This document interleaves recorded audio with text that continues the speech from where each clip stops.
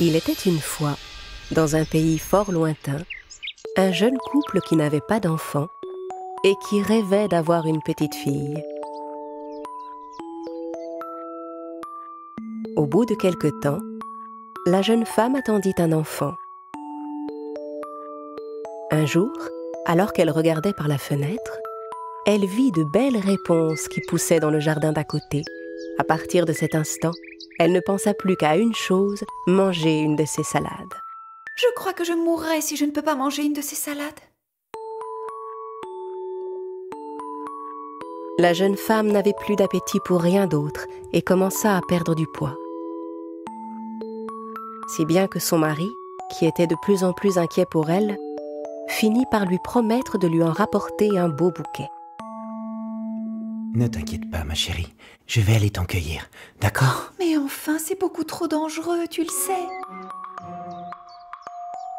La maison voisine appartenait à une terrible sorcière, et le jardin était entouré de hauts murs que personne n'osait franchir. Le mari rassembla tout son courage et escalada le mur. Puis il sauta dans le jardin et cueillit une poignée de réponses.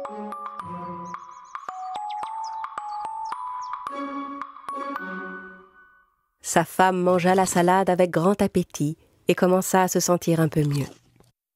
Malheureusement, une poignée ne lui suffisait pas. Le lendemain, le mari retourna donc dans le jardin voisin. Mais cette fois, la sorcière l'attendait. Ça alors, comment osez-vous vous introduire sans permission dans mon jardin pour venir me voler mes réponses? Ma femme est enceinte et depuis qu'elle a vu vos salades, elle ne veut plus rien manger d'autre. Vous auriez quand même pu me demander la permission, c'est la moindre des choses. C'est que nous avions peur. Je ne pensais pas que vous accepteriez, pardonnez-moi. Que je vous pardonne? Mais, au contraire, vous méritez d'être puni. Si ma femme ne peut pas manger de vos salades, elle va dépérir et jamais nous n'aurons notre enfant. Pitié! Bon, très bien. Dans ce cas, faisons un marché. Vous pourrez prendre autant de salades que vous voulez dans mon jardin, mais ceci à une seule condition. Aussitôt que votre bébé sera venu au monde, je viendrai le chercher et pour toujours il sera à moi. Terrorisé, le mari accepta immédiatement son offre. Quelques mois plus tard, le bébé vint au monde. Aussitôt, la sorcière arriva et emporta la petite avec elle.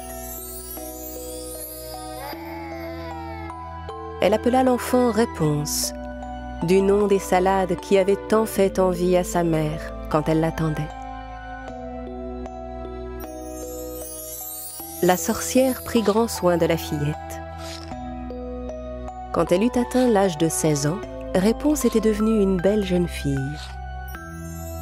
La sorcière décida alors de l'enfermer dans une haute tour au milieu des bois.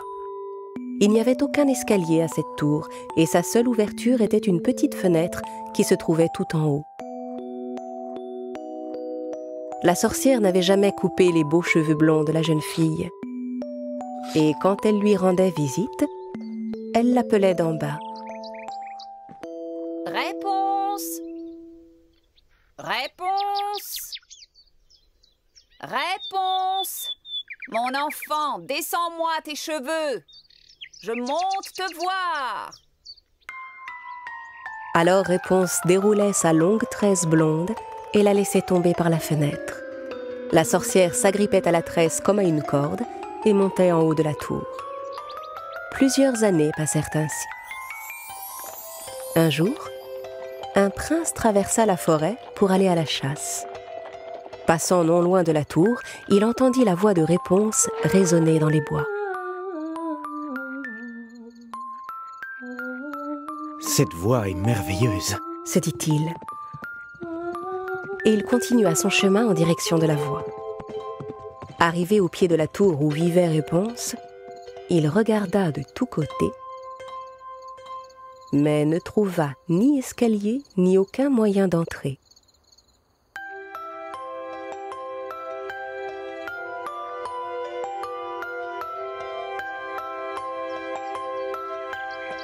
Subjugué par la beauté de la voix qu'il avait entendue, le prince revint chaque jour à la tour, sans jamais trouver comment y monter. Un soir, alors qu'il s'approchait de la tour, il aperçut la sorcière qui attendait en bas. Réponse! Réponse! Réponse! Mon enfant, descends-moi tes cheveux. Je monte te voir.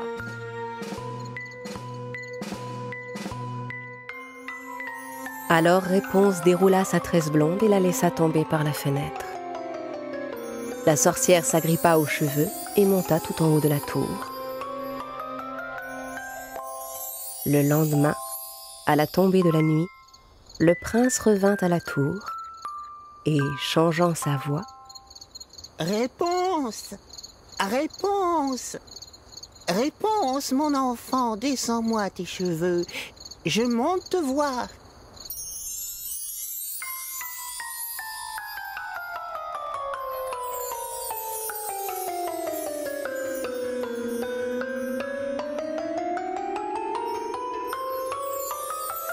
Voyant pour la première fois de sa vie quelqu'un d'autre que sa mère, Réponse fut d'abord un peu effrayée. « Vous n'êtes pas ma mère? Mais qu'est-ce que vous faites là ?» Vous n'avez aucune raison d'avoir peur. Je vous ai entendu chanter. Je suis tombé amoureux de votre voix. Je voulais simplement savoir à qui cette jolie voix appartenait. La jeune fille, touchée par les paroles du prince, fut aussitôt rassurée. Chaque soir, le prince revenait voir Réponse, sans que la sorcière s'en aperçoive. Et un beau jour, il lui fit enfin sa demande. Réponse, voulez-vous m'épouser? Réponse accepta avec joie la demande de son beau prétendant.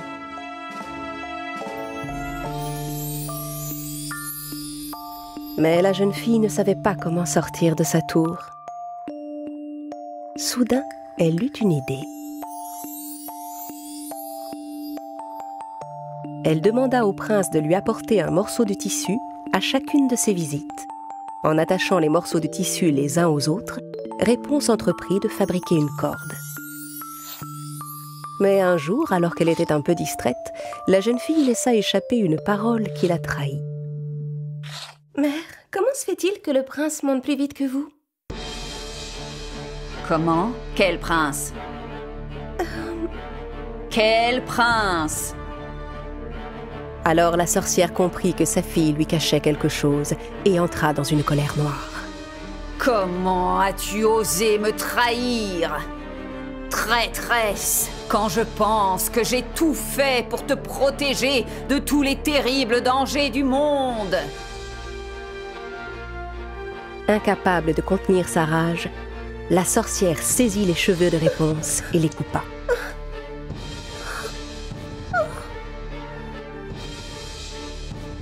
Puis elle envoya la jeune fille seule dans un désert lointain. Ce soir-là, la sorcière attendit en haut de la tour que le prince arrive. Au bout d'un instant, elle entendit le jeune homme appeler d'en bas. « Réponse! Réponse, descends-moi tes cheveux! C'est moi, ton prince !» La sorcière fit descendre la tresse qu'elle avait coupée le long du mur. Ignorant ce qui l'attendait, le prince commença à grimper. Arrivé en haut, voyant la sorcière à la place de Réponse, il comprit qu'un malheur était arrivé. La terrible femme se précipita vers lui, si bien qu'il trébucha et perdit l'équilibre.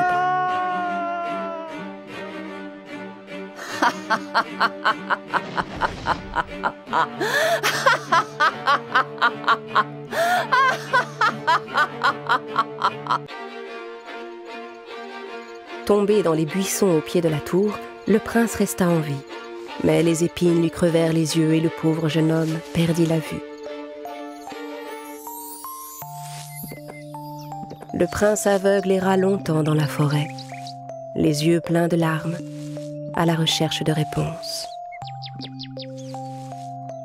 Il se nourrissait de plantes et de fruits qu'il trouvait dans les bois. Il marcha si longtemps que ses pas finirent par le conduire dans le désert où Réponse vivait.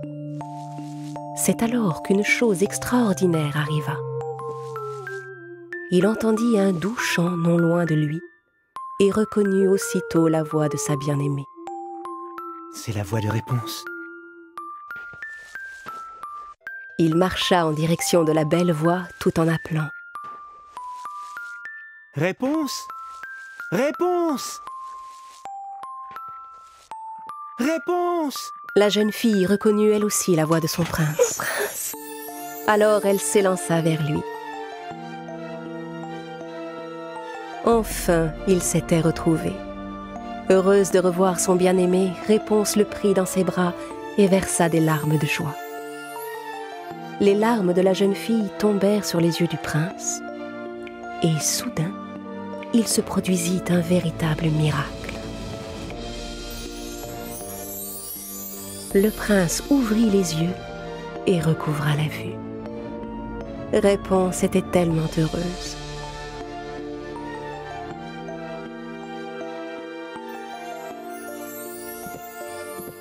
Ensemble, ils se rendirent au royaume du prince, où tout le monde les accueillit avec joie.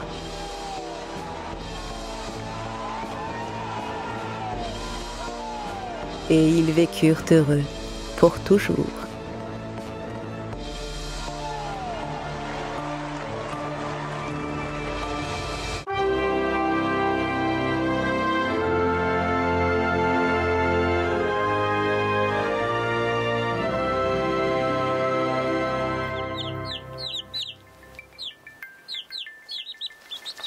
Il était une fois, dans un pays lointain, une charmante jeune fille au grand cœur.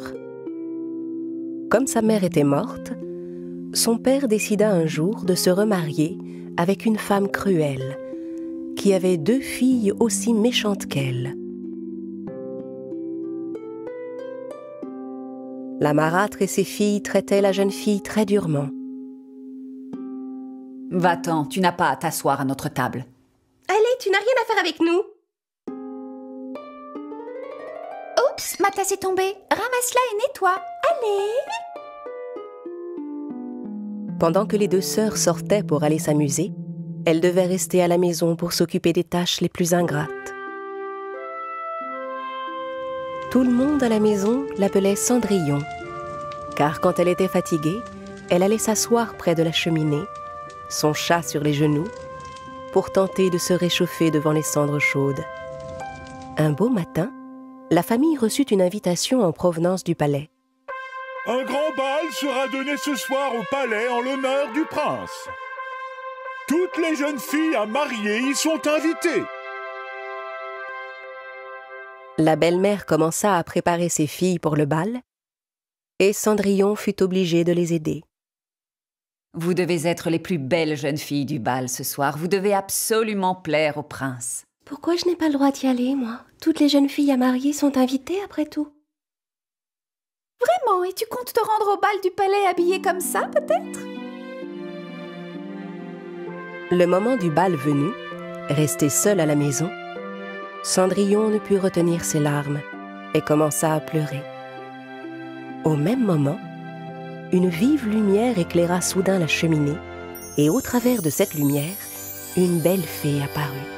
Cendrillon n'en croyait pas ses yeux, car cette fée n'était autre que sa mère. « Oh, mère !»« Bonjour, Trésor. Je suis venue t'apporter mon aide. Toi aussi, tu vas pouvoir aller au bal du palais. »« Vraiment? Mais comment ?»« Mais voyons, grâce à mon aide. Va au jardin et rapporte-moi la plus grosse citrouille que tu peux. Et toi, petit chat, va vite m'attraper cette belle souris. » D'un coup de baguette magique, la fée transforma la citrouille en un magnifique carrosse. Puis elle dirigea sa baguette vers les souris. La première fut instantanément changée en cocher. Les 6 autres devinrent 6 beaux chevaux blancs. Et à ton tour maintenant. J'ai l'air d'une vraie princesse. Mais mère, je ne sais pas danser, et si jamais le prince m'invitait, de quoi est-ce que j'aurais l'air?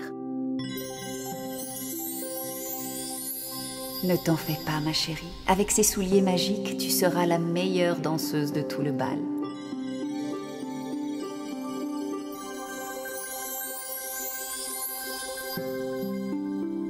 Il faut que tu danses avec le prince. Mais surtout, n'oublie pas, mon ange, au 12e coup de minuit, la magie disparaîtra. Tu dois absolument quitter le bal avant que minuit sonne. Oh, merci, merci, mère, c'est tellement merveilleux. Je serai rentrée avant minuit, je vous le promets.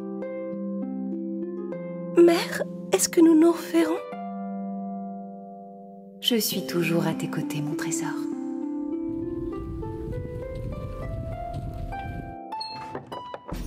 Quand Cendrillon arriva au palais, si belle et si élégante, toutes les têtes se tournèrent vers elle. Même ses méchantes sœurs ne purent la reconnaître. Et bien sûr, le beau prince fut immédiatement subjugué par sa beauté. Le roi et la reine aussi furent charmés par Cendrillon. Quelle charmante jeune fille! Voilà ce que j'appelle une princesse digne de ce nom. Le prince invita aussitôt Cendrillon à danser. Grâce à ses souliers magiques, la jeune fille flottait littéralement sur la piste de danse. La belle-mère et ses filles restaient sans voix devant sa beauté, qui les rendait folles de jalousie. Cendrillon était si heureuse qu'elle ne voyait plus le temps passer. Si bien qu'elle oublia complètement la promesse qu'elle avait faite à sa mère. Soudain, elle aperçut l'horloge qui était sur le mur. Il était presque minuit. Abandonnant le prince sur place, elle s'enfuit alors en courant. Mais alors qu'elle dévalait les escaliers du palais, elle perdit une de ses chaussures magiques. Malheureusement, elle n'avait plus le temps de revenir sur ses pas pour la récupérer.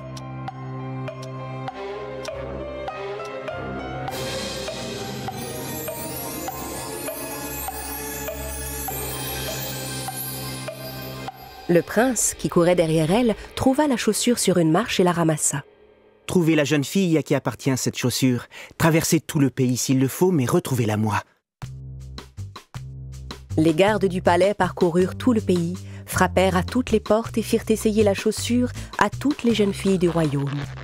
Mais le soulier n'allait à aucune d'entre elles. Finalement, ils arrivèrent à la maison de Cendrillon, où les deux filles de la belle-mère essayèrent la chaussure. « Mais poussez plus fort, enfin, ça va rentrer !» Mais oui, voyons, ma fille a les pieds un peu gonflés en ce moment, la fatigue sûrement. Mais le soulier n'allait à aucune des deux filles. Heureusement, le capitaine des gardes s'était rendu compte qu'il y avait une troisième jeune fille dans la maison. Il y a une autre jeune fille ici. À peine Cendrillon eut-elle mis le pied dans la chaussure, les gardes furent convaincus que c'était bien la sienne, car elle lui allait parfaitement.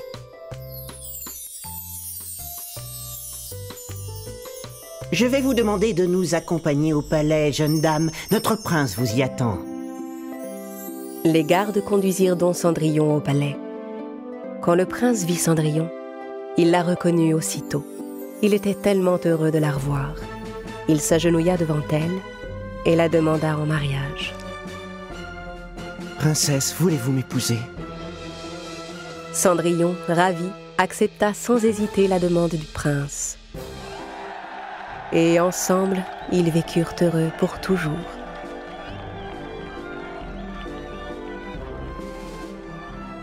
Mais comment se fait-il que ma chaussure n'ait rien perdu de sa magie? Je suis toujours à tes côtés, mon trésor. Mais bien sûr, oh mère, tu as toujours été là.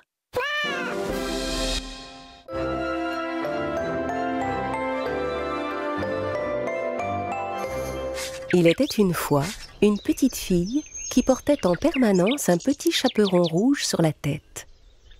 C'est pourquoi tout le monde l'appelait le petit chaperon rouge. Ma chérie? Oui, maman? Tu sais que ta grand-mère est malade. Tu voudrais bien lui porter les biscuits que j'ai préparés et ces herbes fraîches que j'ai cueillies pour elle? Bien sûr, maman, je m'en occupe. La petite fille, coiffée comme toujours de son petit chaperon rouge, se mit en route pour la maison de sa grand-mère. « Ne t'écarte pas du chemin en traversant la forêt des petits lapins !» lui dit sa mère alors qu'elle s'éloignait. Le petit chaperon rouge s'enfonça dans les bois en chantant gaiement des chansons. Mais pourquoi on l'appelle la forêt des petits lapins? Je n'ai vu aucun lapin le long du chemin. Le petit chaperon rouge arriva à un sentier bordé de fleurs. Il y en avait de toutes les couleurs. Je vais faire un bouquet pour ma grand-mère, ça lui fera plaisir. À mesure que le petit chaperon rouge cueillait les fleurs, elle s'écartait peu à peu de son chemin sans s'en rendre compte. À un moment, elle entendit un bruit dans les fourrés. Soudain, un grand méchant loup s'approcha d'elle. Le petit chaperon rouge eut si peur en voyant le loup juste devant elle qu'elle en lâcha le panier qu'elle transportait. Le loup s'approcha et ramassa les biscuits qui étaient tombés par terre. Puis il tendit le panier au petit chaperon rouge. La petite fille était stupéfaite par ce geste inattendu du loup. Oh, merci beaucoup. De rien, où vas-tu comme ça, fillette? Chez ma grand-mère. Elle habite tout au bout de la forêt, dans la petite maison jaune. Elle ne se sent pas bien, alors je lui apporte ses biscuits et des herbes. Ah, vraiment? Au fait, vous pouvez m'appeler le petit chaperon rouge. Tout le monde m'appelle par ce nom. Tu sais quoi, je vais partir devant et aller prévenir ta grand-mère que tu arrives. Ça te laissera le temps de finir ton joli bouquet. Au même instant, il entendit le coup de fusil d'un chasseur qui s'approchait et détala aussi vite qu'il put. Le petit chaperon rouge regarda autour d'elle un moment et, se rendant compte qu'elle était perdue, elle se mit à pleurer. Entendant ses pleurs, le chasseur s'approcha et vint à sa rencontre. « Qu'est-ce que tu fais toute seule ici, fillette? C'est très dangereux, ces bois. Je sais de quoi je parle, crois-moi. Je suis à la recherche d'un grand méchant loup qui rôde par ici depuis un bon bout de temps. » Le petit chaperon rouge était tout honteuse de ne pas avoir écouté sa maman et de s'être écartée du chemin en traversant la forêt. C'est pourquoi elle n'osa pas dire au chasseur qu'elle avait rencontré le loup.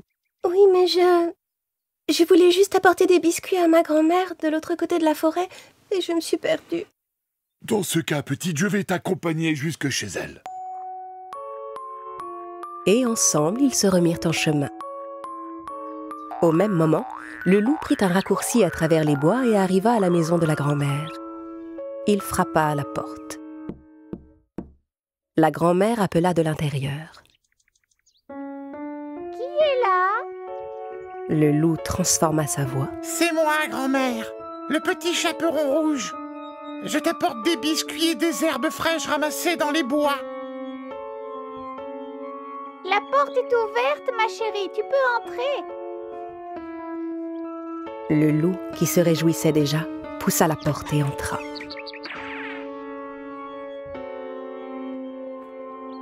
Quelques instants plus tard, le petit chaperon rouge et le chasseur arrivèrent à leur tour. « Maintenant va, ma petite. Cours vite retrouver ta grand-mère à l'intérieur. » Le chasseur reprit sa route de son côté. Le petit chaperon rouge frappa à la porte et entendit sa grand-mère appeler de l'intérieur. Qui est là? C'est moi, grand-mère, le petit chaperon rouge. La porte est ouverte, ma chérie. Tu peux entrer. Le petit chaperon rouge hésita un petit instant. La voix qu'elle entendait lui semblait un peu différente de celle qu'elle connaissait. Puis elle se rappela que sa grand-mère était malade. Si grand-mère a une drôle de voix, c'est sûrement à cause de sa maladie. Le petit chaperon rouge poussa donc la porte et entra. Le loup était allongé dans le lit, déguisé en grand-mère. Comme il avait pris soin de tirer les rideaux, il faisait sombre dans la pièce. Avec son bonnet de nuit et ses lunettes, le petit chaperon rouge ne pouvait pas le reconnaître. Comme c'est gentil, ma chérie, de t'être donné la peine de faire tout ce chemin pour m'apporter de quoi manger. Viens par ici que je puisse te prendre dans mes bras. Allons, mon enfant. Approche-toi un peu plus près. Le petit chaperon rouge déposa son panier par terre, mais n'osa pas s'approcher trop près du lit. Sa grand-mère lui paraissait vraiment changée. Grand-mère, pourquoi as-tu de si longs bras? C'est pour mieux pouvoir t'enlacer, mon enfant. Grand-mère, pourquoi as-tu de si grandes oreilles? Eh bien, c'est pour mieux t'entendre, mon enfant. Mais grand-mère, pourquoi as-tu de si gros yeux? Mais voyons, c'est pour mieux te voir, mon enfant. Dis, grand-mère, pourquoi as-tu des dents pointues? Allons, ça va de soi, c'est pour mieux te manger, mon enfant. Le loup sauta hors du lit et se rua sur le petit chaperon rouge. La fillette comprit alors que ce n'était pas sa grand-mère qu'elle avait trouvée dans son lit, mais le grand méchant loup qu'elle avait rencontré en chemin. Heureusement, le chasseur entendit les cris du petit chaperon rouge. Et il se précipita vers la maison. Il entra chez la grand-mère et assomma le loup aussitôt. J'y ai mis le temps, mais je t'ai enfin eu, mon grand méchant loup. Cette fois, tu es entre mes mains. Le chasseur ouvrit le ventre de l'animal et délivra la grand-mère. Merci, monsieur le chasseur, vous nous avez sauvé la vie. Ce n'est rien, voyons. Mais tu dois me promettre qu'à l'avenir, tu ne désobéiras plus jamais comme ça à ta maman, ma petite.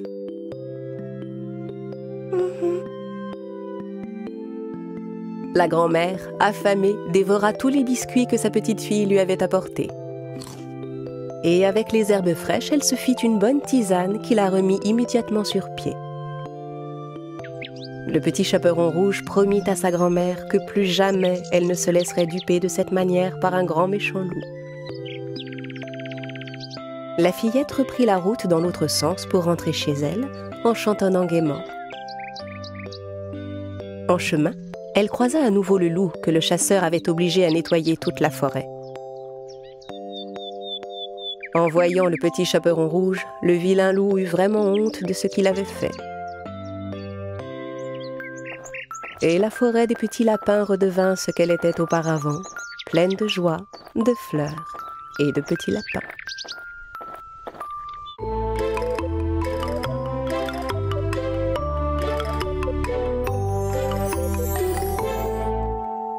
Il était une fois un fermier qui avait un âne.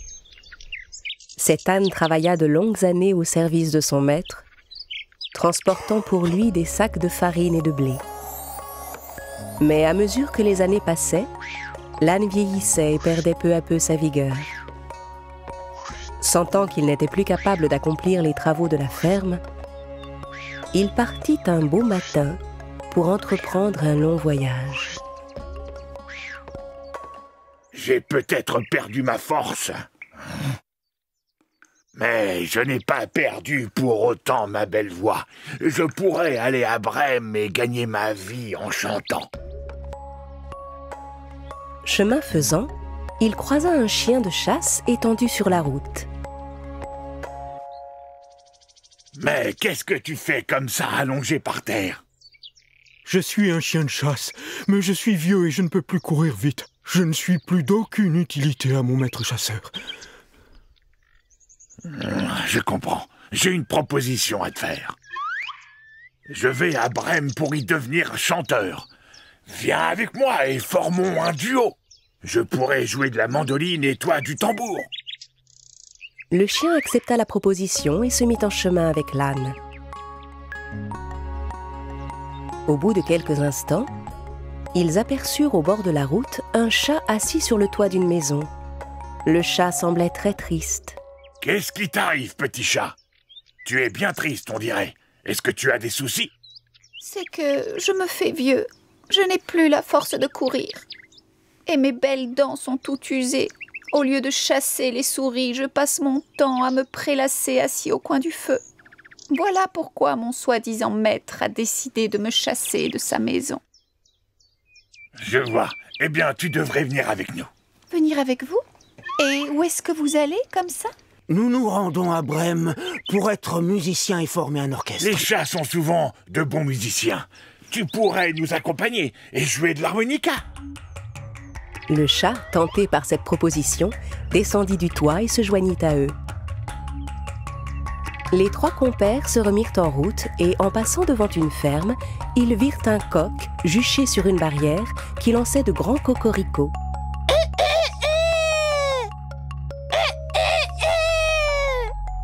Mais enfin, il est presque midi, monsieur Coq.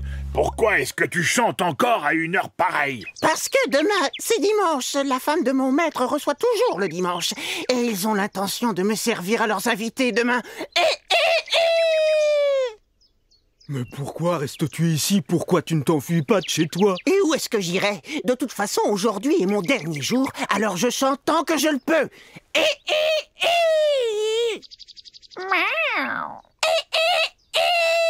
D'accord, d'accord. Inutile de t'user la voix comme ça. Viens plutôt avec nous à Brême. On va y former un orchestre. On pourrait avoir besoin d'une belle voix comme la tienne. Le coq, séduit par cette proposition, accepta immédiatement. Il sauta de sa barrière pour se joindre au groupe. Les 4 compères se remirent en route ensemble.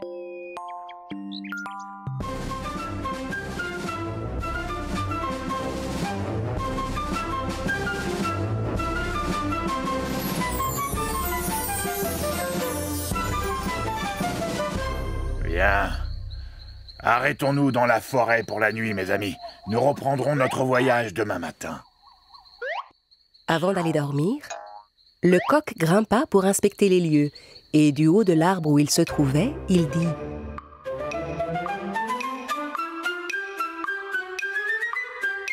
J'aperçois une lumière là-bas. Il doit y avoir une maison pas loin d'ici. Eh bien, levons-nous et allons voir par là-bas. Je n'ai pas l'habitude de dormir comme ça dans la sombre forêt. Qui sait, je trouverais peut-être un petit os à ronger.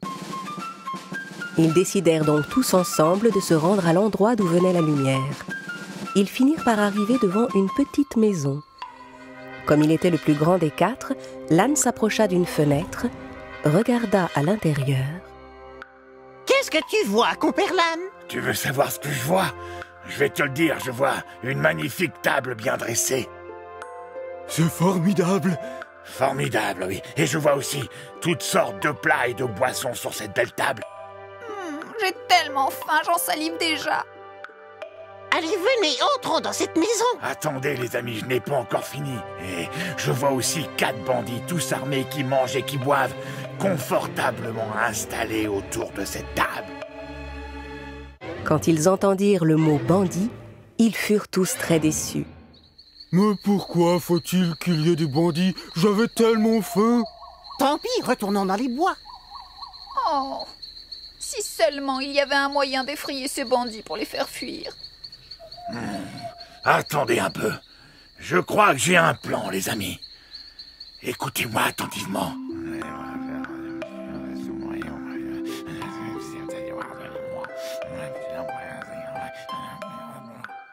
Les 4 animaux formèrent une tour en montant chacun sur le dos des autres. Puis, au signal de l'âne, ils se mirent tous à crier en même temps.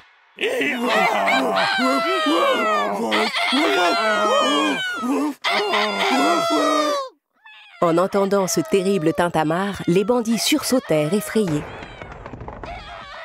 Les 4 amis brisèrent la fenêtre et bondirent à l'intérieur dans un grand fracas.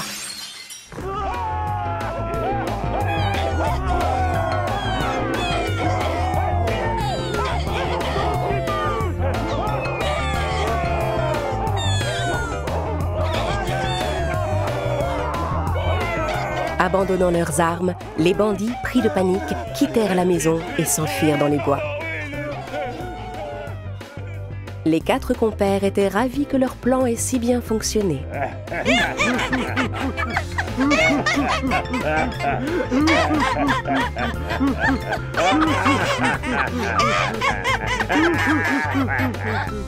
Ils s'installèrent aussitôt à table et commencèrent à déguster le délicieux repas que les bandits leur avaient laissé. Après le dîner, ils étaient bien fatigués. Chacun se chercha un endroit confortable pour se reposer. Ils éteignirent toutes les lumières et s'endormirent. Il était plus de minuit à présent. Les bandits regardèrent vers la maison et virent que les lumières étaient éteintes. Ils envoyèrent l'un d'entre eux en reconnaissance.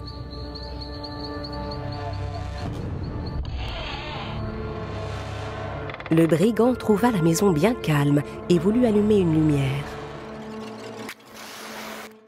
À peine eut-il gratté son allumette que le chat lui sauta au visage, toute griffe dehors, et que le chien lui mordit la jambe.